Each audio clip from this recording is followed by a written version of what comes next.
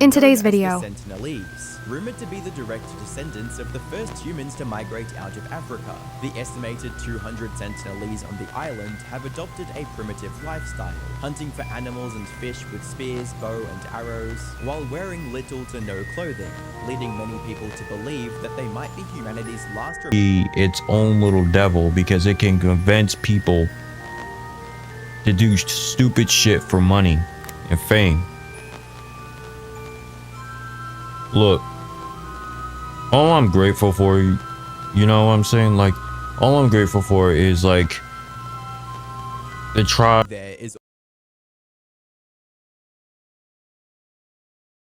North Sentinel Island is often considered the most dangerous place in the world. It's home to one of the most deadly uncontacted tribes on Earth, who have unalived several outsiders who dared to step foot on their island, burying them in shallow graves right on the beach for the world to see. Going there is almost certainly a death wish, but in the modern age, creators are willing to risk it all for clout, like Mikhailo Viktorovich Polyakov, who just recently attempted a trip to the deadly island. And although he's somehow managed to come back unscathed, it's possible that he might have triggered a mini genocide on the island itself.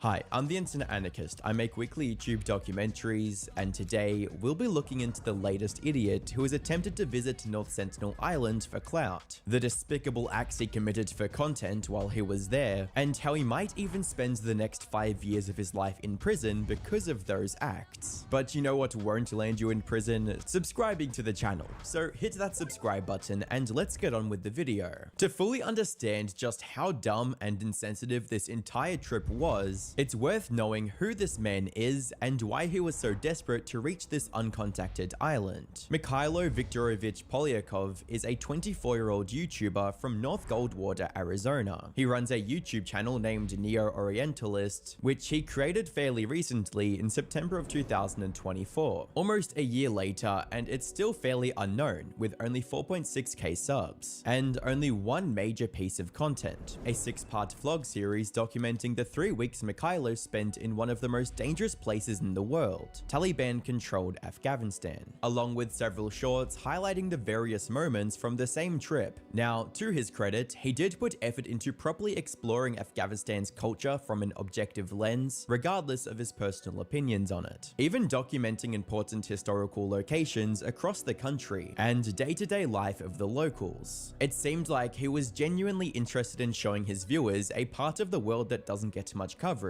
even if it meant putting his life in danger. Fortunately for him, viewers noticed, with one thankful viewer writing, "I'm glad these videos actually show the real Afghanistan, unlike other videos where in 40 minutes, half is showing them walking to a hotel and inside the hotel, and the other half is eating in a restaurant and buying clothing." However, despite all of this, there were some questionable moments within the content he posted, especially his shorts, where his thrill-seeking side would take over. Take, for example, him posing with one of the Afghan militia's machine guns, shooting with the militia, and recording a road rage incident that turned violent. But regardless, his vlogs still did moderately well, generating around 20 to 30,000 views per video, especially considering that they were the first videos he ever posted. He had a real opportunity to keep putting out videos like this, exploring different cultures, and generating an audience that enjoyed his slightly more risky adventures from time to time. However, Mikhailo didn't want to build an audience over time. He wanted to go viral overnight. So he decided to take the biggest risk he could think of to reach this goal, and ended up choosing North Sentinel Island as his next destination, blatantly disregarding the law, the obvious threat to his own life, and the threat to the people on that island, all in search of internet clout. For those who don't know, North Sentinel Island is approximately the size of Manhattan, New York, and is located about 750 miles off the coast of India. As a result, it's completely cut off from civilization. In fact, the only civilization that's even remotely close to it is Port Blair, the capital of the Andaman and Nicobar Islands in the Bay of Bengal. However, despite its isolation, there is a group of people that have been surviving on the island for centuries, without ever stepping foot on the mainland. A tribe known as the Sentinelese, rumored to be the direct descendants of the first humans to migrate out of Africa. The estimated 200 Sentinelese on the island have adopted adopted a primitive lifestyle, hunting for animals and fish with spears, bow, and arrows, while wearing little to no clothing, leading many people to believe that they might be humanity's last remaining link to the Stone Age. However, their unique and detached existence has also made them a prime target over the years, from explorers, adventurers, and even governments trying to bring them back to civilization. The earliest incident of outsiders making contact with the Sentinelese occurred sometime in the 1880s, when the British Navy led a survey mission to North Sentinel Island that quickly turned ugly. In their attempt to civilize the Sentinelese, the Navy ended up kidnapping 6 members of the tribe, an elderly couple and their 4 children,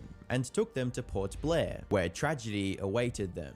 You see, because the Sentinelese have been living isolated from the rest of the world for thousands of years, they haven't developed immunity to any of our diseases. So when these 6 members of the tribe were eventually brought to the mainland, the elderly couple ended up falling sick and dying almost immediately. Fortunately, the children managed to survive, and were quickly sent back to the island along with several gifts as a gesture of peace. However, the damage was already done. The Sentinelese have consistently responded with arrows and aggression to anyone that has tried to enter their territory since that incident, no matter their intention. Like in 2004, when a Sentinelese man on the beach tried to shoot an Indian Coast Guard helicopter with a bow and arrow, even though it only came to check on the tribe's welfare after a tsunami had ravaged the surrounding area. Or in 2006, when a couple of fishermen accidentally drifted into the waters near North Sentinel Island while poaching a fish, and the Sentinelese ended up unaliving them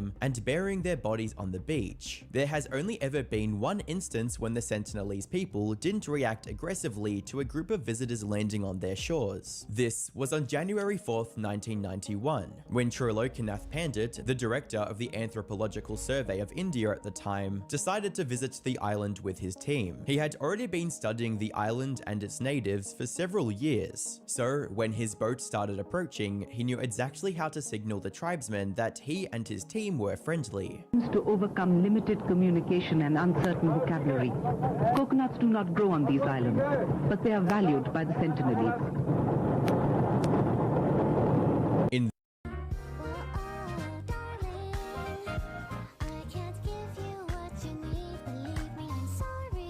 In the end, they managed to befriend the tribesmen by copying their mannerisms and using their unique language to communicate with them.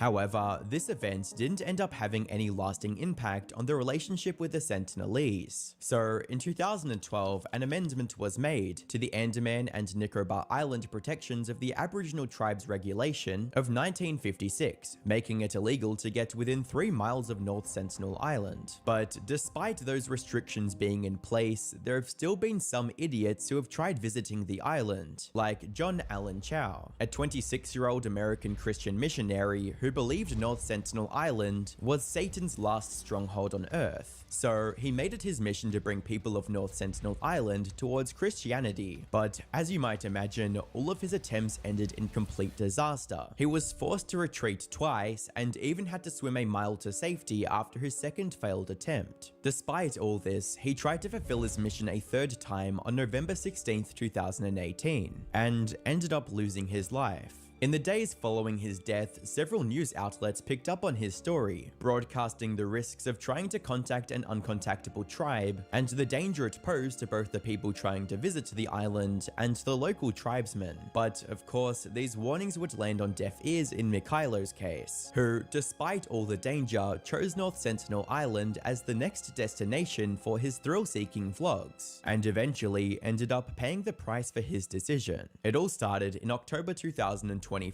when Mikhailo decided to take a trip from the United States to Port Blair, just like John Allen had. He got his hands on an inflatable kayak soon after landing on the island, and planned to use it to make a solo journey to the island. However, before his kayak could even hit the water, the staff of the hotel in which he was staying intervened, threatening to call the police if he left for the island, which probably ended up saving Mikhailo's life, since not only would the kayak have easily deflated if the Sentinelese decided to start showering it with arrows, the journey itself would have been extremely difficult, especially if the waves were even slightly rougher than normal. Fortunately, he listened to the staff at that moment and decided to fly back to the States almost immediately, but his obsession with going viral soon buried any fears he might have had about what awaited him on the island. So he decided to try a second time in January 2025.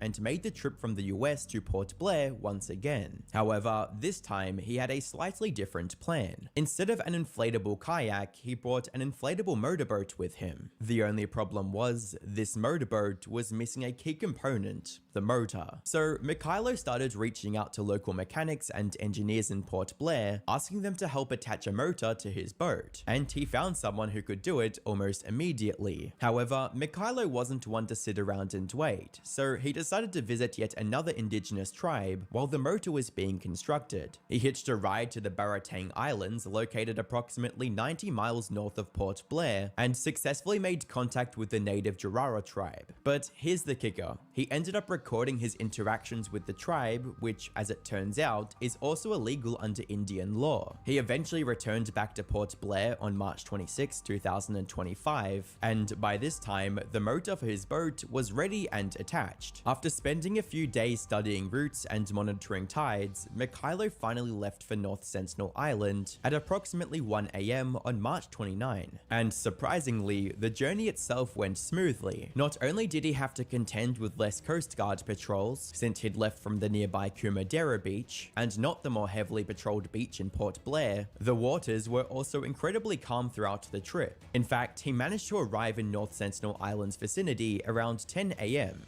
which is way earlier than he'd imagined. However, upon his arrival, he would be greeted with absolute silence, since there were absolutely no Sentinelese on the beach awaiting his arrival like he'd imagined, which in reality was incredibly lucky, because if they were present, it's more than likely they'd have started firing arrows at him by this point. Still, as he continued inching closer, he started getting more frustrated, resulting in him doing the most brain-dead thing ever, and using a whistle to alert the Sentinelese to his presence. He whistled for over an hour, but luckily received no response from the Sentinelese, all while slowly approaching the beach. And when he finally arrived, he found the beach and the nearby forest just as deserted as it looked from his boat. So he spent the next hour recording the deserted beach and collecting sand samples to take back with him, before engaging in his most despicable act yet, leaving a half-empty can of Diet Coke and a coconut on the beach as an offering to the tribe, knowing full well that the drink he'd already drank from probably contains pathogens that could possibly wipe out the entire tribe if even one member decided to drink it. As a commenter rightly states, this guy is a dummy. Putting an entire civilization/heritage at risk for a couple of years, your values are truly mind-boggling. After leaving the can of Coke, he made the only sane decision of this entire trip,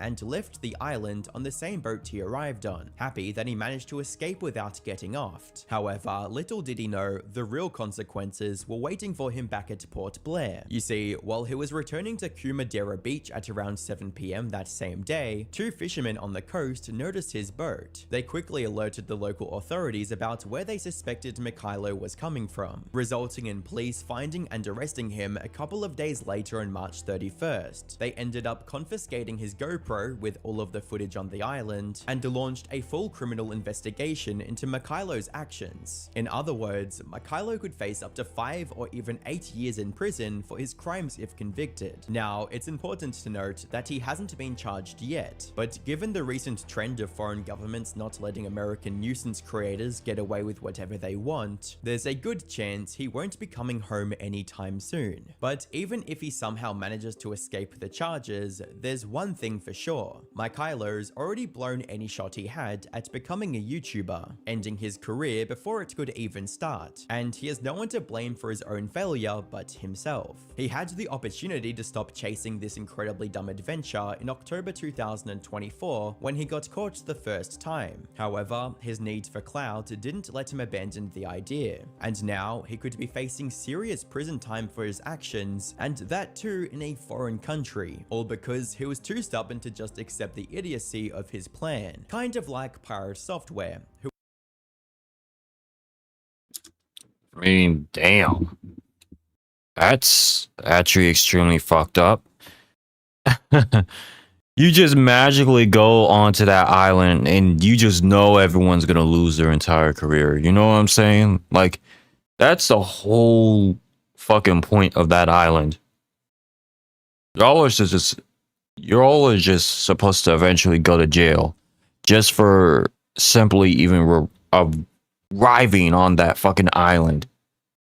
Like, you know better than that.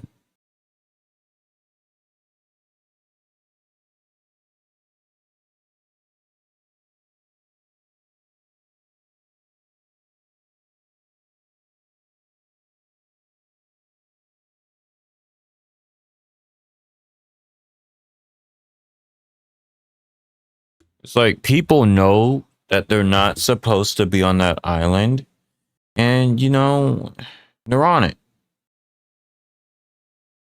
It's very hilarious how they would arrive on that island thinking that they're really gonna find fame. I'm starting to know something.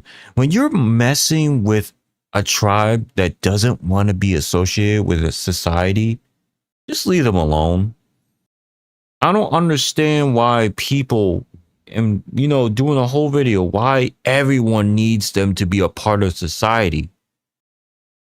I don't think the human body, if it's in a tribe, is meant to actually deal with a lot of the current day pathogens. As Internet Archivist said, a lot of people are not meant to deal with the pathogens here.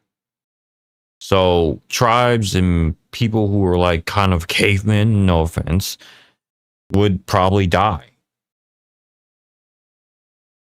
And then you really think about it, the lengths the content creators would go until they finally figure out that they're actually in serious trouble. It's actually quite scary. The internet will literally make you think you have every right to be famous, but never will ever check you on the fact that you should remind yourself that there is a punishment and condition for being famous. Never reminds you of that. That's how you know the devil operates on the internet. Because if you really think about it, why would he go to the island? He knows in his head that he's going to get a ton of views. But the universe intervened, stopped that from happening, immediately took that chance from him. I'm telling you, the internet might be its own little devil because it can convince people to do stupid shit for money and fame. Look, all I'm grateful for, you know what I'm saying? Like, all I'm grateful for is like the tribes are still being the tribes. They're still following tradition. No matter how many times they've dealt with outside contact, they don't want to be fucked with or bothered. They made it very abundantly clear. Just stay away from their land and they won't have any beef with you. You know what I'm saying? Like, I mean, clearly you guys know what I'm saying. So I know I just said it a third time, but who cares? The whole fucking point is like, leave people alone. Stop doing these weird things for attention. This is why people end up getting into a skirmish with these tribesmen. These men that don't play jokes. You're out here trying to survive in the wilderness and your first thought is to fuck with them and think you're really doing something?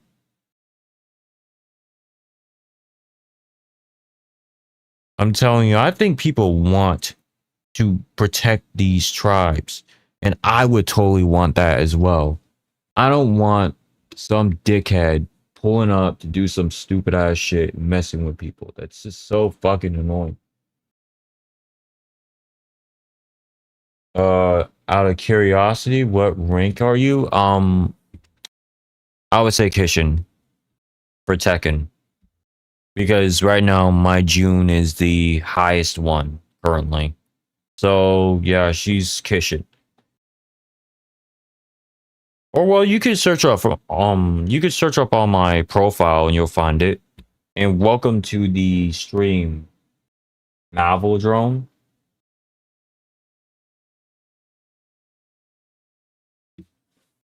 Oh yeah, bro.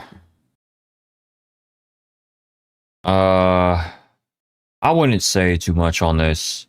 I'm just grateful that he got his karma that he deserves. You know, it's a small video. A little bit of a minute. It's nothing more than that. It's just, I'm grateful that people got him before he can even really do any irreparable damage. Because that's what this guy does for a living. You could tell. So yeah. Appreciate you guys for watching the video. Those of you out there as per usual. Peace out. Hi, I'm Lucy Christian. I am the voice of Ochako Uraraka, and you should subscribe to Neusxanity's channel. Peace out!